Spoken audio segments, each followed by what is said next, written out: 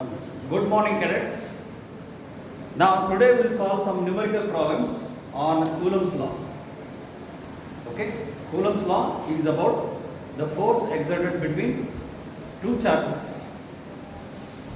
But if there is a system of more than two charges, then in order to calculate the net force, we have to apply principle of superposition. Okay.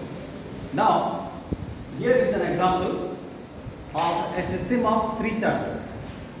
Consider there are three charges being placed at the vertices of an equilateral triangle, each of side length L. Equilateral triangle of side length L means the distance between these charges is L, and three identical charges of same positive sign plus q plus q plus q are being placed at the vertices. You can take this plus q as q1, this plus q as q2, and this plus q as q3. Now the question is, if there is a plus q charge, that is capital Q charge, present at the centroid of this triangle, equilateral triangle, triangle ABC is equilateral triangle, then what is the net force acting on this centroid when a charge capital Q is present at the centroid? So this is the force, this is the question. So I will write in short, ABC is a equilateral triangle, an equilateral triangle with side length L. What is the net force at the centroid G if plus Q is the charge, if plus Q is the charge at G? This is the question. So for this we have to use the principle of superposition. We need to consider the interaction between pair of charges. So to find the interaction between pair of charges, look at this. First we have to find out the interaction between charge at A and charge at G. So the charge at A is small q, charge at G is positive q, that is plus q, that is capital Q, right? And we need to know this distance. So in order to know this distance of centroid from the vertex, it is 2/3 of the median. 2/3 of the median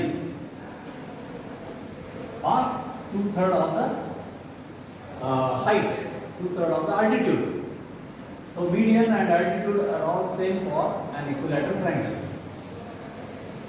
So if you call this one as AM and this one as BN and this one as CL, so these are the medians. So we need to find out the distance of the centroid from the vertex. Distance of centroid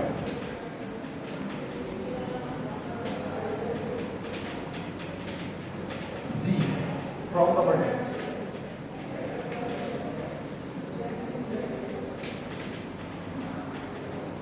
Let us say AG.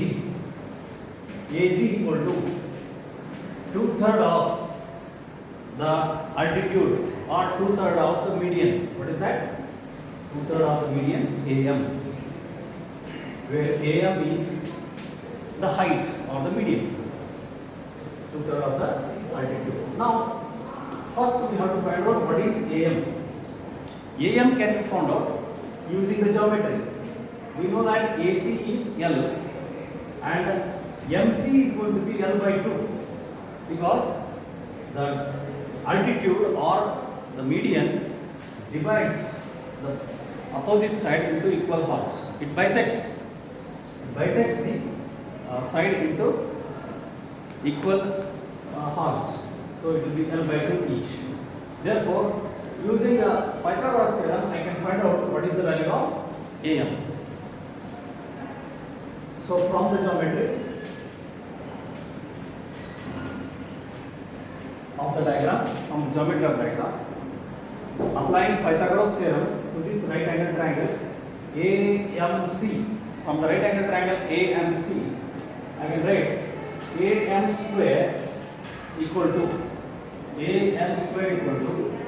AC square. AC square is going to be the hypotenuse. AC square minus the square of the other side, MC square. Right? So AC square is definitely L square, and this is MC square, that is L square by 4, because it is L by 2. Square of L by 2 becomes L square by 4. So if you simplify this comes out to be 3L square by 4. 3L square by 4. 3L square by 4. Right? Now therefore what is AM? AM is equal to 3L square by 4 under root. So it becomes root 3L by 2. Root 3L by 2. So AM has become root 3L by 2.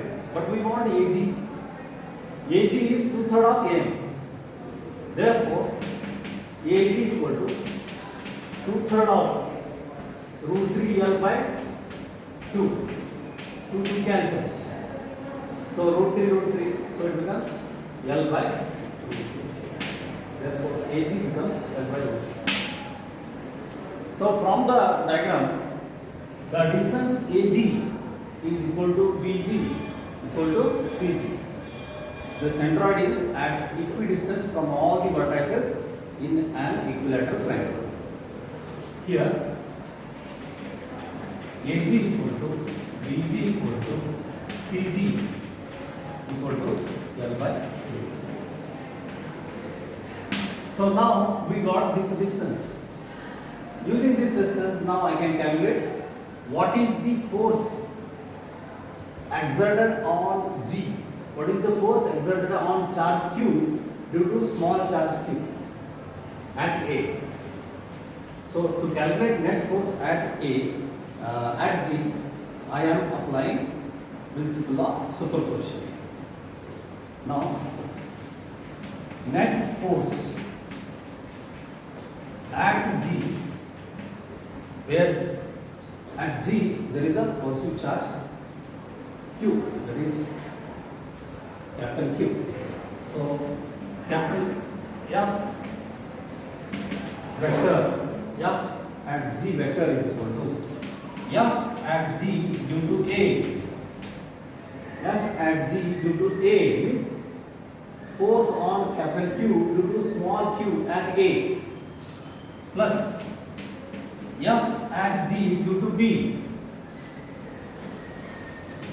plus F at G due to C, right? This is according to the superposition principle which we have studied. Superposition principle.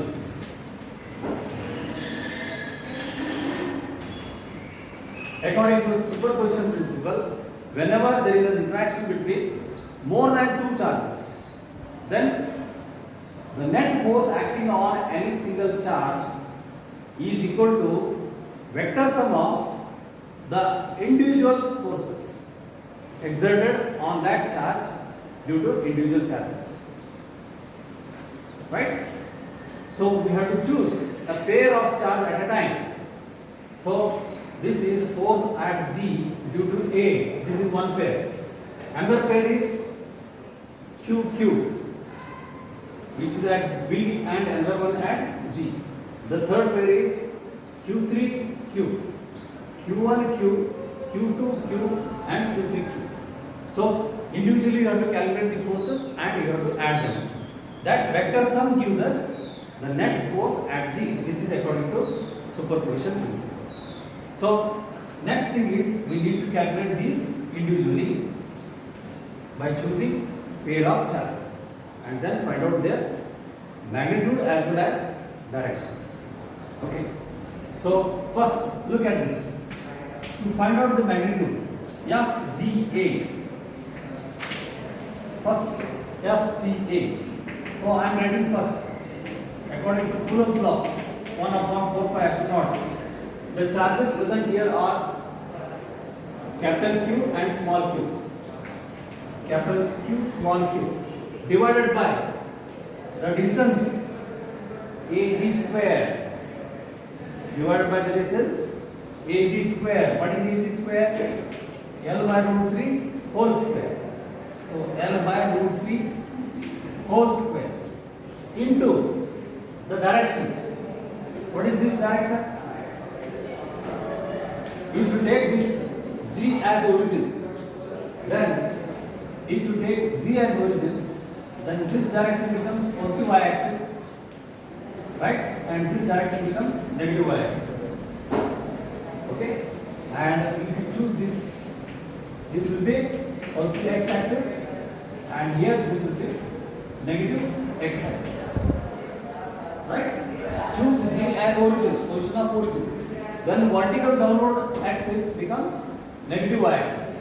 Vertical upward axis becomes positive y-axis. Horizontal axis becomes positive x-axis.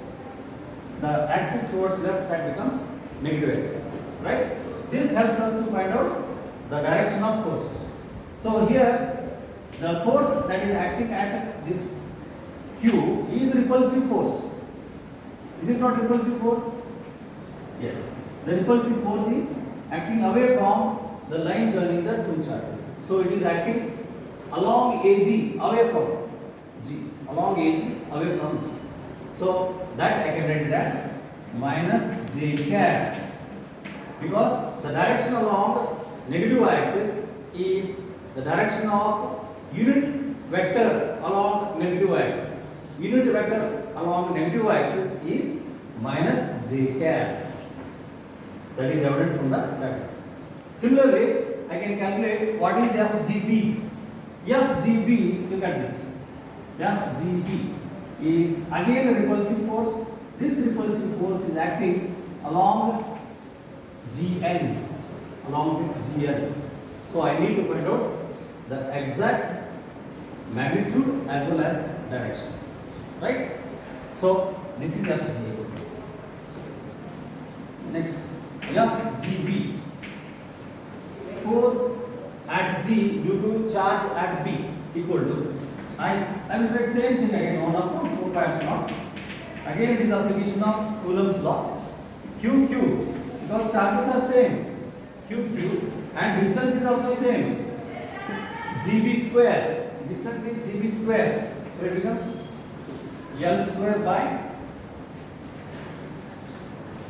L by root 3 whole square. So next we can write here L by root 3. Square of root 3 is 3. So 3 comes to the numerator. So it becomes 1 upon 4 pi epsilon naught. 1 upon 4 pi epsilon naught into 3. This 3 comes to the numerator. 3QQ upon L into J cap. So this minus you can take here. Or you can write here, no confusion. So this is along negative y-axis. In the same way I can now write, using this simplification, I can directly write 3QQ upon L square. And what about the direction? Now look at the direction. This we have to look into carefully. This is, yes.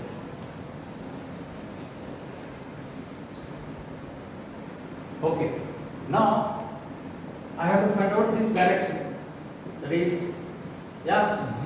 This is the direction of force. FGB. This is FGA. This is FGB. The same way this is going to be FGC vector. So I have to find out the direction of FGB vector. I have to do the magnitude. So it becomes 3QQ upon L square. and I have to write the direction. Direction is written with the help of components of the vector. Draw a component along x-axis. So you have to find out this angle. So if you look at this vector diagram, the vector diagram, you see the total angle is going to be 120 each. 120, this is also 120, and this is also going to be 120. So if this is 120, you can see that this is 90 degrees. So remaining angle will be 30 degree, right? 30 degree. So the component will be FGB cos 30. FGB cos 30. Cos 30. It is along x-axis. This is x component. FGB cos 30 along x-axis. And similarly, the another component is draw a perpendicular from here to here. This becomes FGB sin 30. FGB sin 30. So that is sin 30 j cap. So magnitude, and this is giving us component. So FGB I can write now QQ 3 times QQ 3 times QQ upon 4 pi epsilon naught into L square. 3 times QQ upon 4 times 4 pi epsilon naught into L square. Cos 30 I. Cos 30 is root 3 by 2 I plus sin 30 is 1 by 2. That is j by 2. J by 2. That's it. This becomes FGB vector. This is what we call as number 3. This is number 3. FGA vector number 3. And this is number 4. Similarly, I need to find out what is FGC. So I will draw only this diagram so that there will be no confusion in the next. So I have just drawn the vector diagram at G. So it is showing the forces acting at the charge Q present at G. So this is a force diagram. FGA, which is acting along negative y-axis, that is represented by unit vector minus j.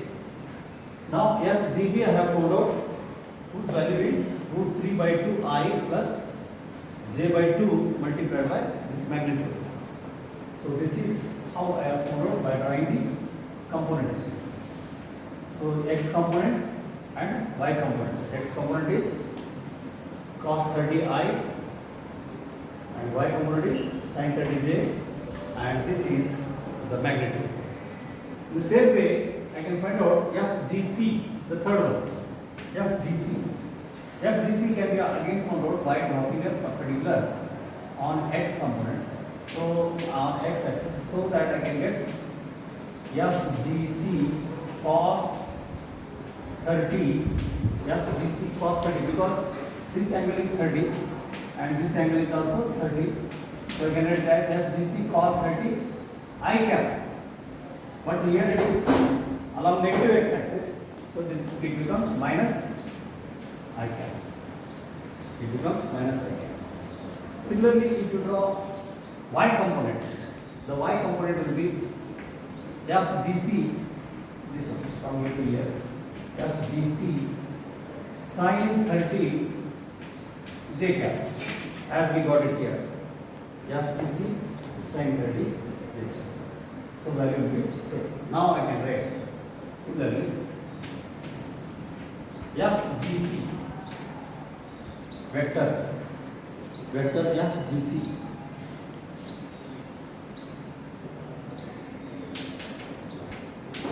vector FGC equal to 1 upon 4 pi epsilon naught. Again, the magnitude is same because charges are same. 3QQ upon L square.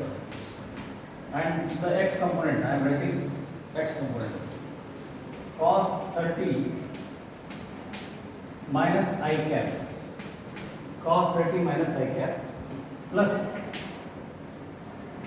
sin 30, that is y component, sin 30 plus j cap,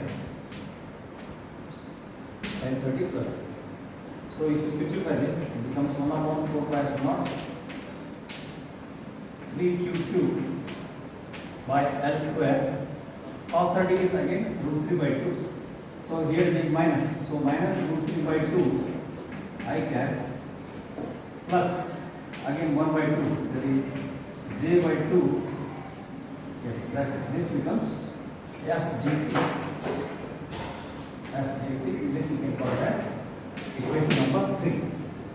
So equation number 5 is going to be equation number 5. So I have to add FGA, that is equation number 3, plus FGB, equation number 4, plus FGC, equation number 5, to get the net force FG. When you look at it, this magnitude is same. 3qq upon 4 pi epsilon L square is same everywhere. So I can write adding equation 3, 4 and 5. We get Fg equal force at G equal 3qq upon 4 pi epsilon into L square. Now we look at it. Here it is minus j. I will write as this minus j. Here it is plus 3i plus √3i by 2 plus j/2, and here minus √3i by 2 plus j/2 plus j/2. So you can put the bracket. Right. Now look at it. Plus √3/2 minus √3/2i cancels. Therefore, you are left with 3qq by 4 pi epsilon into L square minus j. You are left with plus j/2 plus j/2 plus j/2 plus j/2 becomes plus j. So 1 full j minus j becomes 0. Therefore, the net force at G becomes 0. This is how we prove mathematically by using principle of superposition and vector diagram with the knowledge of vectors. So symmetrically, if you think of it, when you think of symmetry of the equilateral triangle and the identical charges that are being kept, then force at the center, force at the centroid, when a charge is present at that centroid, it's going to be 0.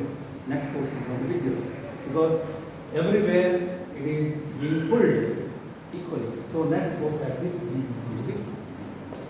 So this point is in equilibrium, static equilibrium, right? So this is how we could solve a problem on equilateral triangle. Charges placed at the equilateral triangle. Now let us look into second simple problem. Consider there is a metal sphere. There is a charged metal sphere with some amount of charge Q being suspended by a nylon thread. Being suspended by nylon thread. Let it be A. There is another similar metal sphere, but it is charged to different extent. Let us say Q dash. It is also charged metal sphere, but the charge here is Q dash, being handled with the insulator handle. Insulator handle. So this is sphere B with Q dash, and this is sphere A with charge Q, being kept at a distance of separation 10 cm. Being kept at a distance of separation 10 cm. Now, another uncharged metal sphere C, uncharged metal sphere C is brought in contact with insulator stand uncharged metal sphere is brought in contact with insulator stand, and here also this B is brought in contact with another uncharged similar metal sphere D, uncharged similar metal sphere D with insulator stand. Since they are metals, the charge will be distributed and they are kept in contact. After they are being kept in contact, the spheres A and B are now brought at a distance equal to 5 cm. Then what is the force exerted on these two charged bodies A and B when they are brought at a distance of 5 cm? Okay. Now first, to calculate the force between the two charged spheres, first, before these A and B are being brought in contact with uncharged spheres C and D, what was the Coulomb's force? What was the Coulomb's force? Let us first calculate. First we have to calculate Coulomb's force at distance r equal to 10 cm. 1 by 4 pi epsilon into Q into Q dash divided by r square, where r is 10 cm and the force is repulsive force. The force is repulsive force.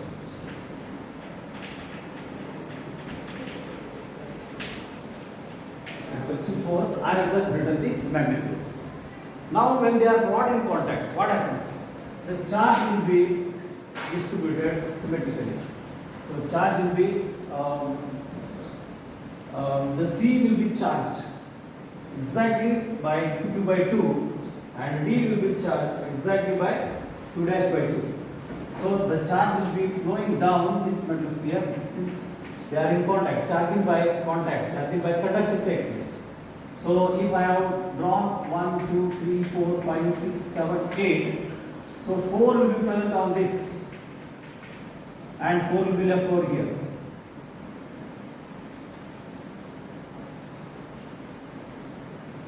So exact charge on this will be now Q by 2 and here it will be left with Q by 2. In the same way, here I have shown 1, 2, 3, 4, 5, 6 just to show that it is different amount of charge. So again the Q by 2 charge will be left over here, it is Q dash by 2 and here it will be left over with Q dash by 2. So I can show exactly 3 charges will be left over here and it will be left over with 3 charges on the second metal sphere D. So when they are removed from the contact, then you are left with the spheres A and B with charges Q by 2 and Q dash by 2 each. And now they are brought at a distance of 10 cm. This is A with Q by 2. This is B with Q dash by 2. 1, 2, 3, 4, just for our understanding. And here it will be 1, 2, 3. Now the distance between them is halved. Distance between them is halved. Charge is also halved. Charge is also halved and distance between them also is halved. What is the new force? What is the new force? So let me call this new force as F dash. F dash is equal to, again I can calculate F dash using Coulomb's force. Coulomb's statement. 1 upon 4 pi epsilon Q by 2, Q by 2, Q by 2 into Q dash by 2, right? Divided by R is also becoming R by 2 whole square. So R by 2 whole square. So you can see here also in the denominator it is 1 by 4. Here also it is 1 by 4 in the numerator. So 1 by 4 cancels with 1 by 4. Thus you are left with 1 upon 4 pi naught into Q dash upon R square again, which is nothing but the original force. force is same. So no change in force. No change in force. So this is how we will get some simple problems based on Coulomb's law, right? In the next session we will discuss more numerical problems on principle of superposition. Thank you. Have a nice day.